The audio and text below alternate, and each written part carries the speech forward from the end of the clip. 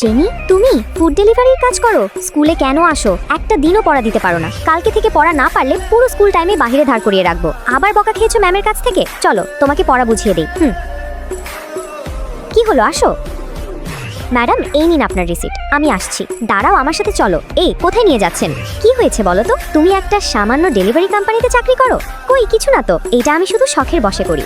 কোনটা শখ থেকে করা আর কোনটা প্রয়োজনে সেটা আমি ভালোই বুঝতে পারি। কি হয়েছে খুলে বলো সবটা। আমরা জেনি ফ্ল্যাশব্যাক দেখতে পাই। তার সৎমা ইচ্ছে করে ইয়াসের সাথে রিলেশন জানার পর ড্রাঙ্ক করে এমন একটা ছেলের সাথে তাকে বিয়ে দিয়ে দেয়। ওর হাজবেন্ড প্রতিদিন ড্রাঙ্ক করে এসে তাকে মারধর করত। শাশুড়ি বাড়ির সকল কাজ তাকে দিয়ে করাতো। বিনিময়ে অল্প খাবার আর সবসময় খোটা শুনতে হতো।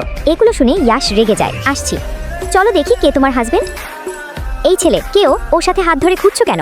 রোহান, ভুল বুঝো না। ও আমার ফ্রেন্ড, আজকেই দেখা হয়েছে। কেমন ফ্রেন্ড তা তো দেখতেই পাচ্ছি। তুমি ভুল ভাবছো। এভাবে যাকে তাকে সাথে নিয়ে ঘুরতে লজ্জা লাগে না? বাদ দাও রোহান, সবাই কি আর তোমার মতো? দেখলে দেখলে কি বলে গেল? মনে হয় আমারই ভুল ছিল। Are you stupid.